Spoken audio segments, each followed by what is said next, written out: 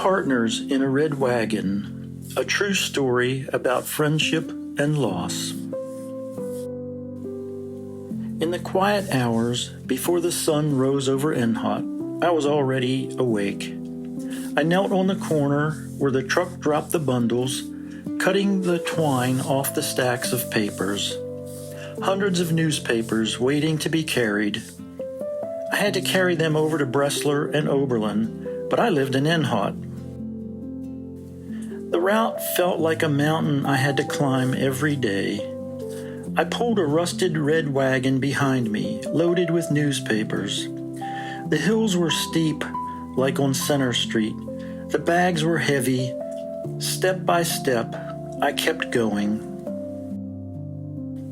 I saw a boy in a wheelchair, watching the other kids playing. He was at his house at the end of my route on Penn Street in Oberlin. His name was Donnie, and he had muscular dystrophy.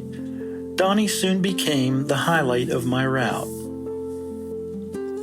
Donnie and I began talking and quickly became friends. His body was weak from his illness, but he was usually smiling. He had an inner strength far beyond his body's frailty. He would light up with a smile when he saw me coming. I would take my guitar some evenings and play for Donnie. He surprised me one day with a drum his mom bought him. Now, Donnie could try to tap along with me. This touched me deeply as we made music together. Winter became a cold, at times snowy struggle.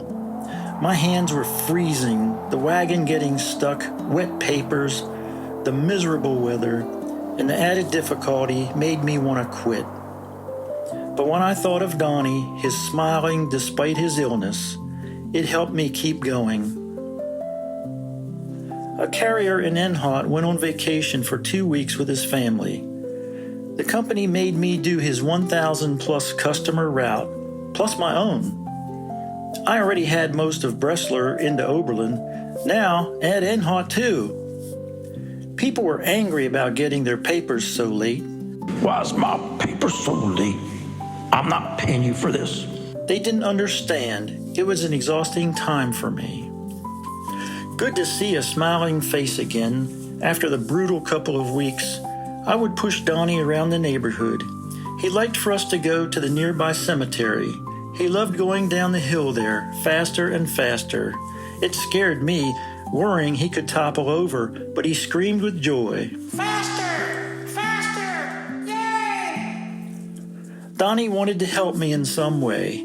I thought of putting him in my wagon, and he could hand me each paper. We would go around his neighborhood, being at the end of my route. He loved it. It made him feel happy and useful. But the seasons changed, and eventually the music stopped. One day I pulled the wagon up Penn Street. The porch was empty. Donnie's little drum was gone, and his wheelchair now empty too. Donnie had passed away. The papers of my route seemed heavier than ever, like my heavy heart. Years later, I still think of the clack-clack of the wagon and the soft tap of Donnie's drum. I can still picture Donnie's face and him yelling, "Faster, faster!" Faster! Faster! It has been 50 years or so, but I will never forget Donnie. He had a strong will, a strong inner strength, and a really big smile. We were partners in the Red Wagon. I wrote a song many years ago, and the second verse was about Donnie. A link to the song is in the description of this YouTube video. The song is called "Have You Helped Someone Today?" in memory of Donnie Swartz.